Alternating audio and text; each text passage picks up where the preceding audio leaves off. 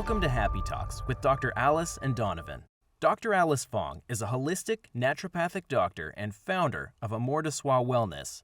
And Donovan Jensen is a software engineer and founder of HowToHappy.com. Together, they're out to cause more happiness in the world. Hello, everyone. Welcome to Happy Talks. My name is Dr. Alice, and this is my lovely co-host, Donovan. And today I have a very special guest, Lindsay Gordon, who is my friend and a career coach for the analytically minded people who want to stop doing what they think is right in their career and start doing what is right for them. Please welcome Lindsay. Thanks for being with us. Thank you. So happy to be here. Awesome. Great. So why don't we get started with our usual question, and you tell us about your story into becoming a career coach. What was the path and journey? Sure. So I always like to tell the version of the story that is, I had no idea this was the plan. Because sometimes when we talk to people who are running their own business or doing something that they love, we love to be like, oh, well, that person just always knew. Right. Mm-hmm. And so in my case, I always like to be really clear. I had no idea this was the plan. This is my third career change so far. Looking forward to what my next ones are going to be. But I have had a very kind of jumbled path so far. And so I like to share about that because I think that most of us actually have that. And so I started in engineering, a very logical place for a career coach to be. Did recycled water engineering for a little bit. And then I ended up completely falling into technical support at Google and discovered that I am one of the really weird humans that loves technical support. Like, to me, it's like engineering plus people. And I absolutely loved it. And while I was at Google, I took over the onboarding and training for my team and was working with these new hires every day. And people were coming in and saying like, oh my gosh, I am so stressed about my career. I don't know how to have conversations with my manager. I don't know what I actually want to be doing. And so I was, on the side having all these conversations about career and how stressed people were. And people kept saying to me like, oh, you should be a coach. And I had no idea what that meant. Mm-hmm. So the first thing that I always tell people to do in that case is like, go test it out somehow. So I said, okay, people are saying I might be a good coach. I went and took one course and was like, oh, this is awesome. Like, I didn't know there were actual skills in what I'm trying to do. So ended up kind of doing that training. My plan was to move to a different team at Google to be able to do career development internally, but people started popping up and saying, hey, are you taking clients yet? And I have people to refer to you. And so again, completely fell into it, but followed these little nudges of, I wonder if this is interesting. And so now here we are. I've been running this business for 5 years, and I kind of use my background as an engineer to help people make choices that are going to feel really good to them in a super practical and structured way. Awesome. So as I was listening, I heard a couple different things that I'm hoping we'll get to touch on as we go through the conversation. But one of the things that stood out was these nudges, right, that you had heard from other people. And it sounded like these nudges were pretty specific in terms of like, oh, you would be good at coaching. I'm curious what you think the difference is between like you actually heard those and moved on those as opposed to some other people that may get those kinds of nudges but don't. Yeah, I think one of the things I like to talk about a lot, and this comes from the book Designing Your Life, is kind of the idea of energy giving and energy draining activities. And it's different, right? We get a lot of thoughts about what we should do in our career. Let's be very clear about like all the pressure that exists for what we should want to do, how work should appear to us. So we do get a lot of kind of external thoughts as to what we should be doing. But I think if you can pair that with what is actually energy giving for you, that can be really helpful to see like, okay, I got this external nudge and, oh, interesting. It does feel energy giving to me. Maybe I will follow through with it and just see. So that I think is the first piece. And the second piece I would say is we kind of get this messaging of the point is to have it figured out, right? Like you are behind if you don't know what the answer is. You are doing it wrong if you don't have your 5-year plan. And so sometimes then when we get these nudges, we can't see them as like, oh, do I want to go maybe try this out and be curious and explore? It's like, do I know if that is the direction that I want to take for the next 5 years? And then it's hard to make that decision because we have no idea if that's the answer. So I think if there's like a way to approach it with a little bit more curiosity, exploration, giving yourself the grace to try things out, I think that also help people be able to take some committing to this for the rest of Yeah, the I think year. that makes a lot of sense. And that is another one of the things that I kind of honed in on from your journey is finding a small piece to kind of step out and start. Because I think, I know from talking to people, a lot of people are not happy with what they're doing, but they don't necessarily see a path into the thing they want to be doing. So I really like that you were able to share kind of that journey of taking a class, getting a couple clients, then, you know, kind of this gradual transition. Yeah. Because I think there's this idea of, oh, well, here are my options: stay in this thing I don't really like, or burn everything and start over and go head down and pray that I make enough money to survive and not starve. That's right. That's right. Yeah. Burn it all down. That's stressful. Pay all my money to go get an MBA, like make a complete transition without knowing it's the right thing for me. Like that's not actually how we do it. We do it in tiny little ways. So yes, completely agree. Yeah. Yeah. So, you know, for people that are in jobs that they're not fully satisfied or with, or they're not fulfilled in, you know, how can they feel better about their job, or what? Obviously don't burn down the bridges, but like, where do people start? What's your starting point with them? Yeah. So I want to tell kind of like a quick story before I give the answer. So most of the people who come to me are unhappy in their job. And some people are at the phase of like, burn it down. I hate my career. I hate the job. I hate the company. Like I'm ready to rage quit at any moment. And after working with me, or during working with me, more than 50% of people who come to me in that place choose to still be in the same place at the end of our engagement, which blows my mind. It continually blows my mind. It keeps happening. But I think there is so much that can change about our mindset, about our understanding of what our job means to us, about our understanding of what's important to us in life and how work fits into that.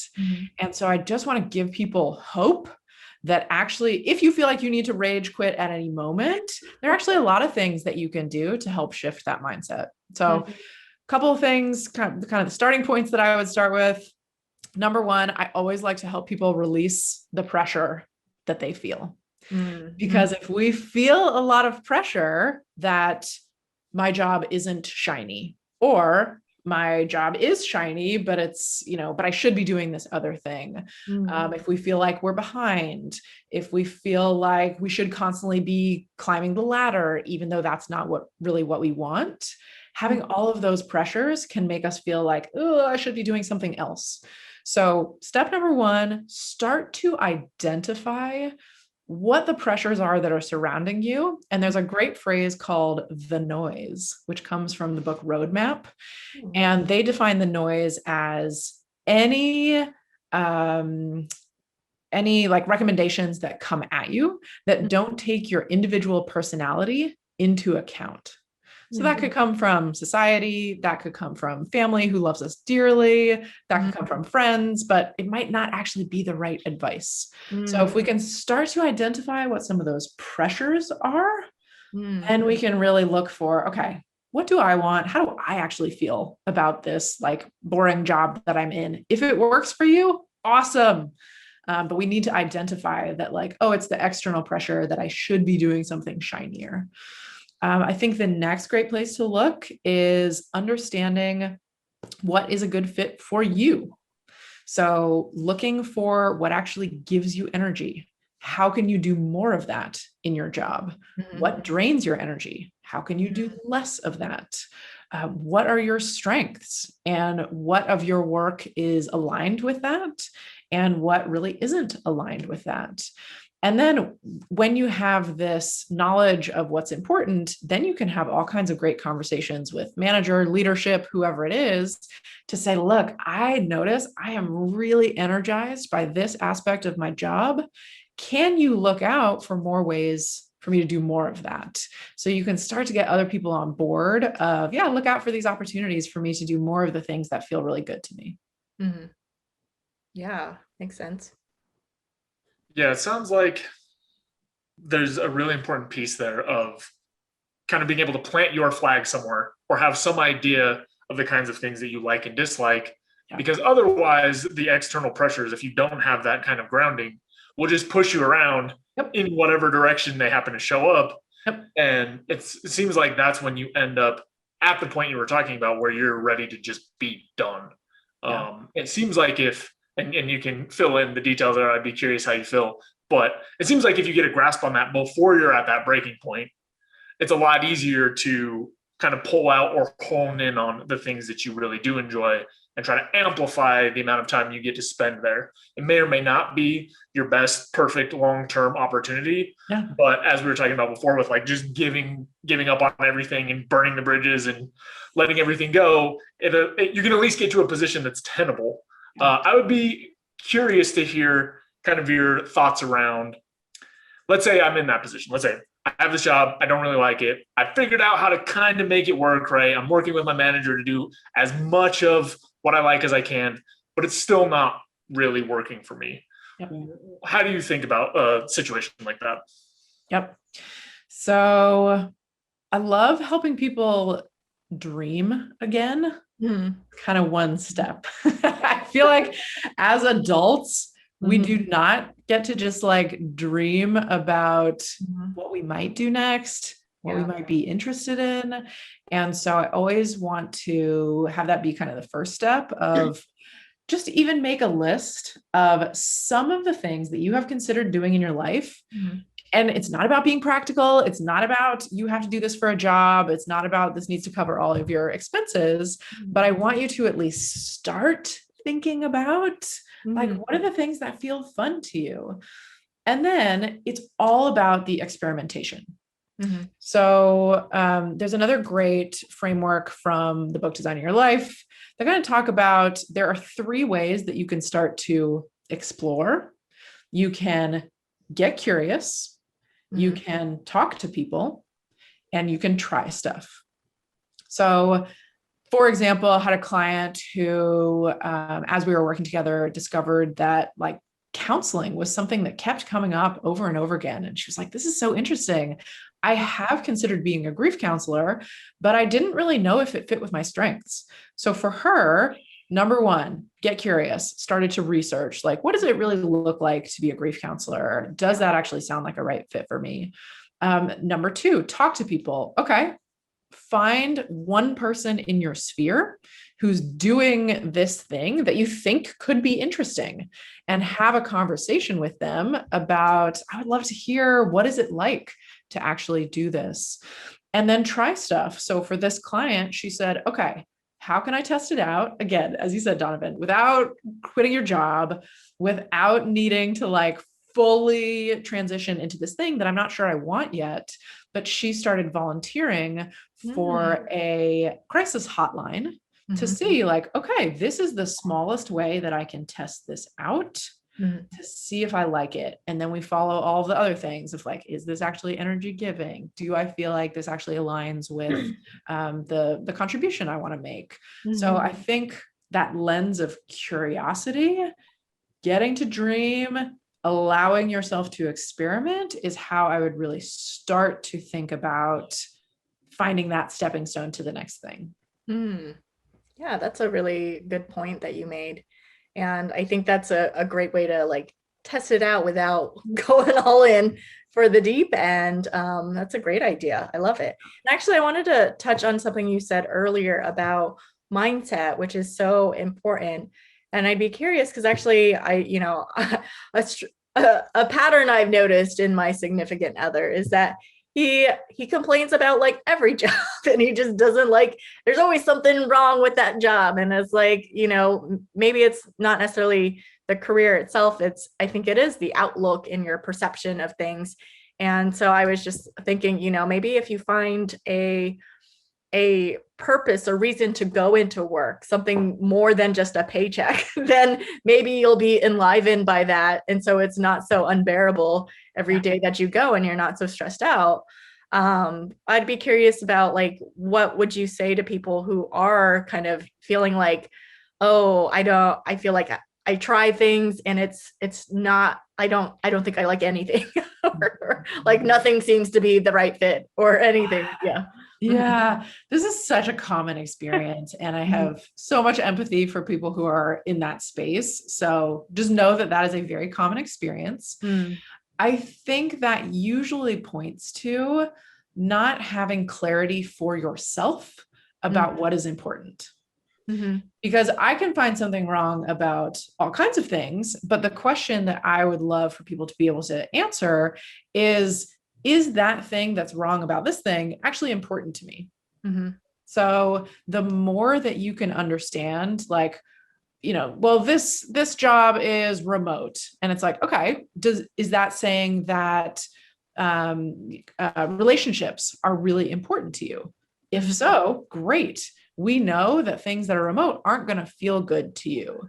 But if you're like, well, it's remote, and you're like, okay, are relationships important to you? And you're like, no, I actually really like working solo and I don't really need coworkers. Then it's like, okay, why am I complaining about remote? It might actually be a great fit for me. So I think being clear about your values, the environment that actually really matters to you, then you get to be choosier with, like, that thing doesn't work for me for this reason, but this one does. And then I think also you can be really proactive. And I sometimes challenge clients to play like fun games of, if you are not enjoying your work, and let's say your top value is creativity, you can play the game of waking up every morning and saying, okay, I'm going to look for one opportunity to take an action in line with my value of creativity today. Or success today is going to look like if I am able to apply creativity in this one meeting that I'm in. And when you proactively kind of psych yourself in of like, okay, I'm looking for ways that I have agency to create the things that are important to me, it can sometimes have a huge effect. I always like to be really clear that this will not work for everybody. And if the environment is not a good fit for you, I do not want you to stay, right? So we want to be realistic about that too. But if the environment is okay and you really are looking for ways to re-engage, there are some fun games that you can play of finding the agency to create the things that are important to you at work. Yeah, on that note, I think it overlaps with a couple different things in terms of, in my mind, and I want you to weigh in on this, but in my mind, there's a couple different pieces. There's one piece, which is, I think you hear these messages around like, I found this perfect job and I feel like I'm never working. And I don't know how realistic that is, right? It's more like a scale of like 90% of my tasks or things that I have to do are awesome. 10% are not that awesome.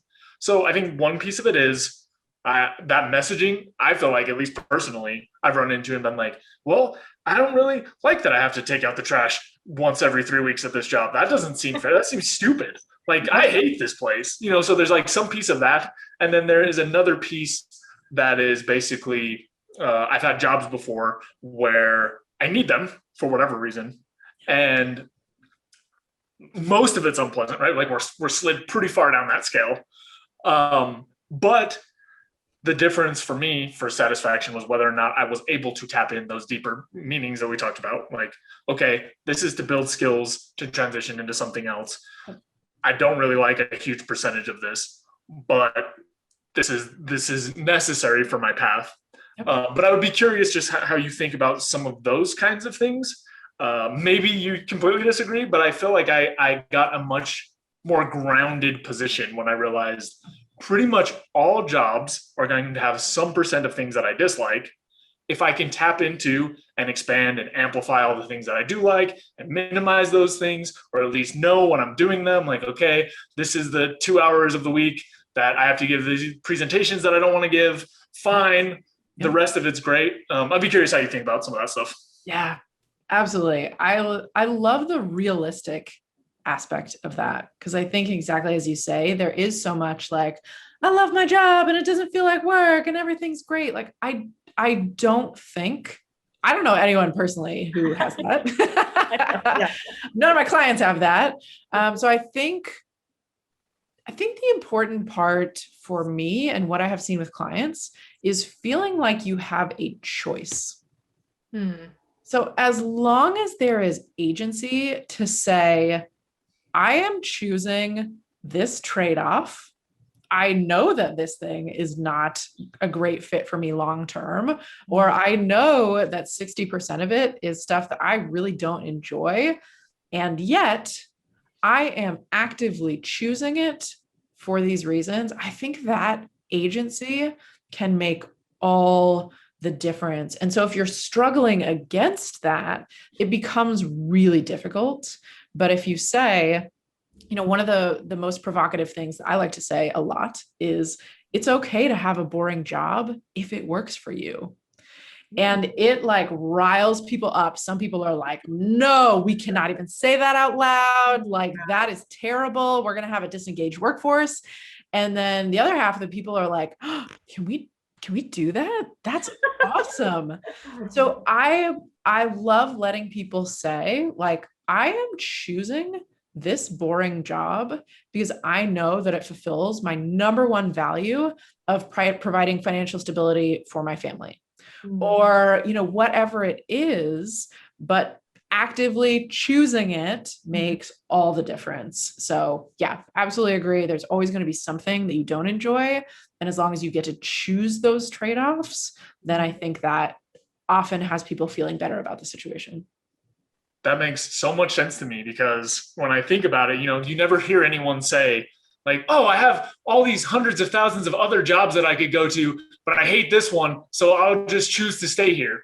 Like, when people feel like they have that sense of agency, it has such a huge impact on just how you feel about your job and where you are and how engaged you are, even if you don't feel like it's the perfect fit. Like, I feel like even if you think your job is boring to some degree, feeling like you have the agency to make some of these choices and trade-offs and whatnot is still more enjoyable. So even though the word is boring and that has negative connotations, the actual feeling or outcome is more positive, because you know that you've been able to design things in a way that aligns with you. So that really resonated with me as something that makes a ton of sense.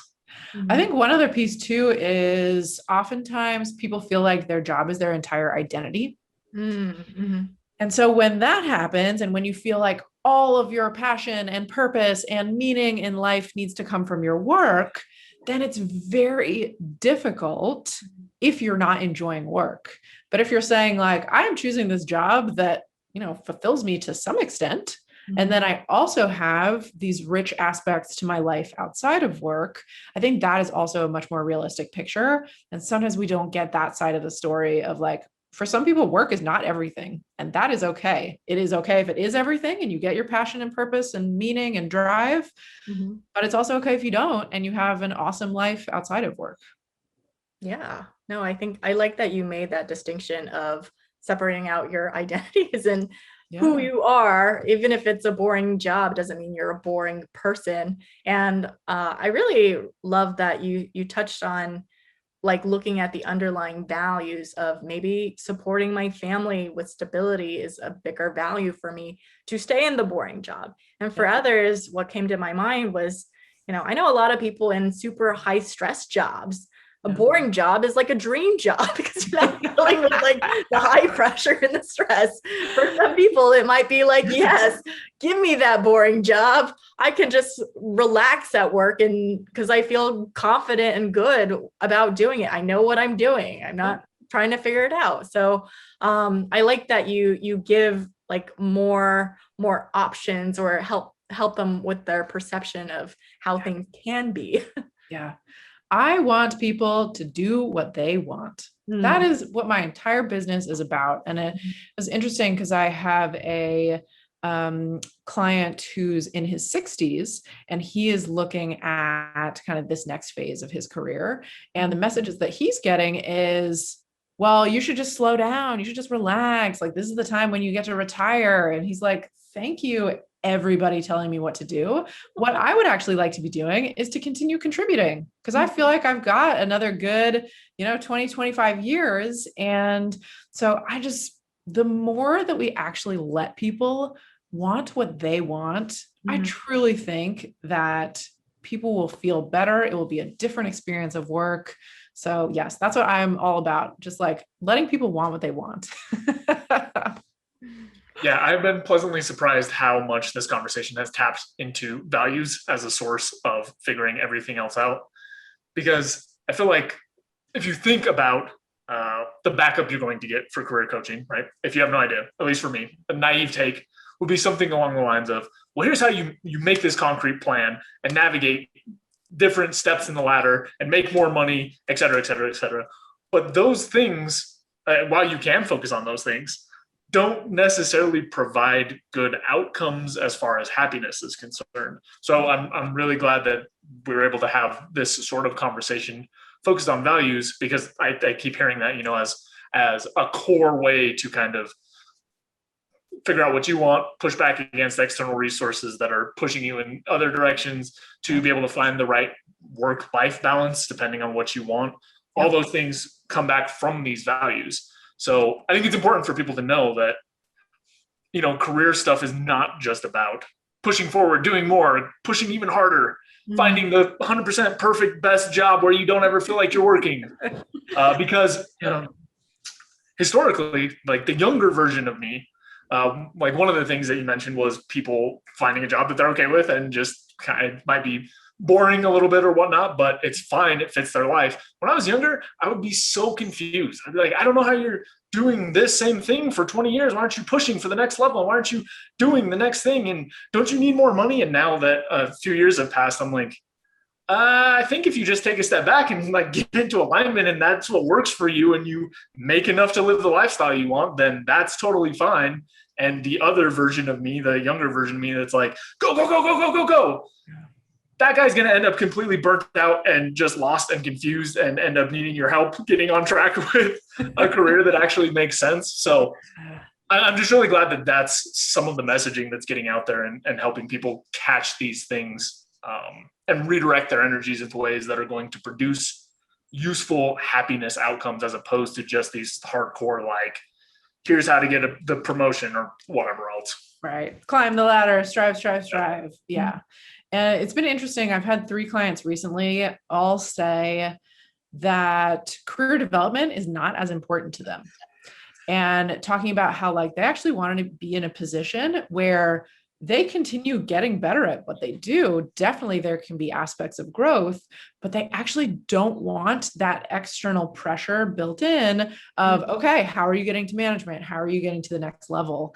And I was just like, oh my gosh, maybe that's a thing we need to start saying out loud more too, that career development can look very different for different people. And maybe there's a group of people that do not want that external, like, climb the ladder. So I kind of feel like sometimes I get to hear all these conversations of like these one-off conversations. And then I'm like, oh my gosh, you're all saying the same thing. Maybe I'll just say it out loud now. Right. Let's see what kind of conversations. Yeah. So trying to spread more of the truth of how people are actually feeling so that we get a balanced feeling of career and what people want and what it looks like to be fulfilled. Yeah, I think that's a great point, because I think people feel like boxed in. They have to fit societal pressure and expectations that they're like, well, it only makes sense to move up the ladder. But when you take a step back, there's nothing wrong with going for that next step if that's really what you want. But if you don't, there's nothing wrong with that either. It reminded me of like this story I heard about this fisherman. I don't know if you've heard the story about the fisherman who just liked to fish. He provided for his family dinner with fish. And this guy comes along. He's like, oh, you got to start a fish shop, blow it up if you want to provide more for your family. And so he's like, oh, okay. And so he does this, builds up this business, and then he franchises it. And then it's like this big hassle for like 40 years of his life. And then when he retires, he goes back to fishing. The thing that he enjoyed doing before, which is like, you were doing that before, and now you're going back to doing what you love before. And so it's just like, did he really need to do all of that? Not really necessarily. His family was provided for, but this concept of, oh, I need to, because that's what is expected of me, because I got to step up and provide for my family, when in reality he already was. So it's an interesting story. So true. So true. Yeah. Yeah. I did want to ask like one other question that came to my mind is, I think the thing that stops people in like even exploring is fear. Obviously, fear is a big stopping factor for people, because they're like, well, I got to provide for my family. What if I don't like make enough money and all of this thing? And they feel trapped. So it's like, what would you say to those people that feel fear to even explore or even entertain the idea? Yeah. This is so reasonable.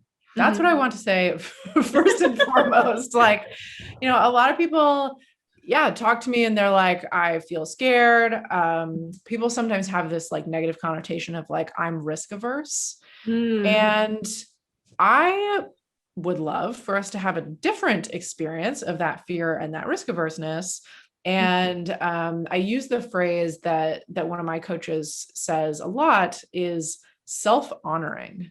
Like, actually, when we are being risk averse, we are honoring something that's important to us. So we are honoring our financial stability. We are honoring our desire to like, you know, take good care of the people around us.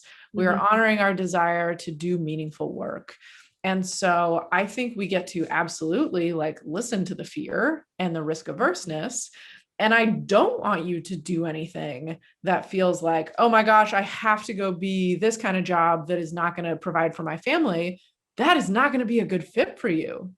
So kind of use that fear as almost like intentionally design it into the process, right? Don't let it get you fully stopped. Let's let yourself do the experimentation. But if the fear is saying, I, want to make sure I can bring my skills of what I've been doing. Okay. That seems reasonable. I want to make sure that I'm not putting myself in a position where I don't feel financially stable. Absolutely. Let's design that into the process. So if we can kind of honor the parts of fear that are useful, and then get into just like the light experimentation without feeling like you need to make any bigger steps that are too big for you, without needing to burn it all down. I think that's how it's best to like honor the fear, learn what we can from it, actually honor the things that are important, and then let us do that little bit of experimentation and dreaming. Yeah, I wanted to chime in on that note, having done a burn the bridges type of thing with some fear involved. One of the things that actually helped me a lot, now the plan that I did is not, I don't advise this, but one of the things that really helped me get past some of the fear of leaving this career path that I did not like was actually getting into the details like you were just talking about, and figuring out, okay, what are the fears? What is causing these? Instead of this whole nebulous, like, I don't know what I'm doing and I want to do something else. I hate this, but So I got into, okay, I'm afraid I will not be able to provide for myself. Okay, great. What is the timeline that I need in terms of finances? So that was one of the steps, is saving X number of dollars and knowing exactly what that number was, instead of just going, well, maybe I can figure it out. No, I probably can't. Well, I don't know. Being really concrete with those steps helped me. And the fear was still there, but it was a lot easier to overcome when I had, okay, this is exactly what I need to survive. Next thing, what if I don't get a job in this other career path that I want to try for? Okay, well, I've already budgeted myself 3 months, 6 months, whatever else. I know how much time I have. What's the fallback plan? If it doesn't work, well, I have experience in this other realm. It wasn't super hard for me to get this first job. So, if I build in an extra month of budget for job searching, if absolutely necessary, I can probably make it work. Anyway, I just wanted to highlight kind of some of what you were saying, which is getting into the details and figuring out the actual plan can help mitigate the fear, or at least bring it down to the point where you can just deal with it and kind of process it and have it be part of the process, instead of going, it's just too much. I don't know. And I think that's the part that can grow just more and more and more, is just not knowing and not getting into the details. Right. Because it is just this big amorphous block of, but how am I going to figure it out? Well, if you figure it out before, or at least as much of it as you can, and set up, a plan, contingencies and whatnot, then you'll know. So just echoing what you said. Yeah. I think it's right that like the nebulousness of it is what can get so overwhelming. So yes, the more we can define and the more we can clarify, the more we can get specific, then it starts to be less freaky, rather than the giant nebulous, like, I don't know what I'm up to. Like, that is scary and doesn't help you move forward. Mm-hmm. Yeah. And you could always fall back and be an Uber driver. So I was like, if you want to pursue your passion, is my thought. But anyways, this has been a really awesome conversation, Lindsay. Was there anything else you wanted to add, or is there anything you'd like to plug before we wrap up our show today? Yeah. So one thing that I am super excited about getting to offer the world. So I've been doing the work that I do for, will be 5 years in July.